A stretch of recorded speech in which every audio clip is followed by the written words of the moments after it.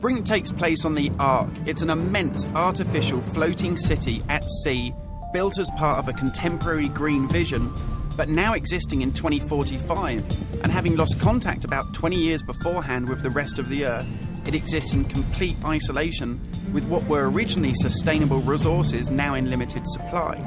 The result of this is that competing social factions have been thrown into an isolated and horrific conflict. We're heading to the Ark's airport.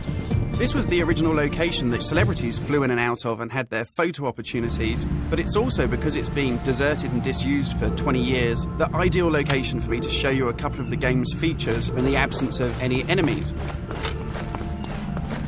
Now, BRINK uses those same familiar shooter controls that you're used to, but without the artificial constraints, because we've developed a new system that we're calling S.M.A.R.T.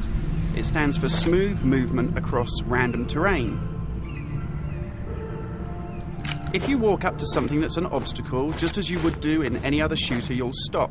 But if you want to try and indicate to the game that you want to get somewhere as quickly as possible, using this smart button, you're able to vault, mantle, and climb with ease.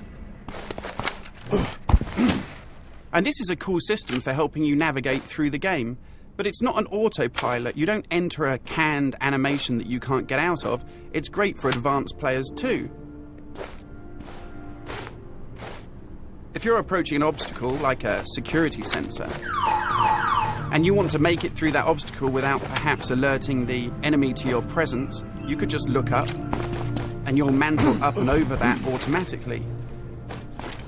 And by the same token, if you use your same smart button just running towards something and looking down, you'll indicate to the game that you're able to slide under something.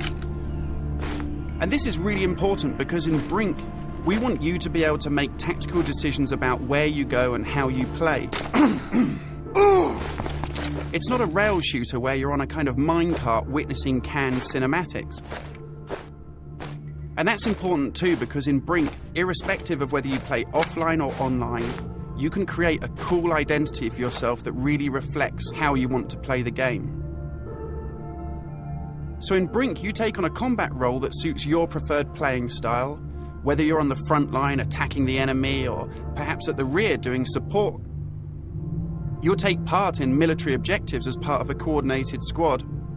And when you complete these successfully, you'll earn experience points that allow you to unlock cool upgrades for your weapons, really cool abilities that suit the way that you want to play, and also cool outfits that reflect what a badass you are. And you can do this irrespective of whether you play offline in traditional single-player style mode with no internet connection, or play cooperatively with up to 7 friends, or go online and play fully where the entire game is full of strangers.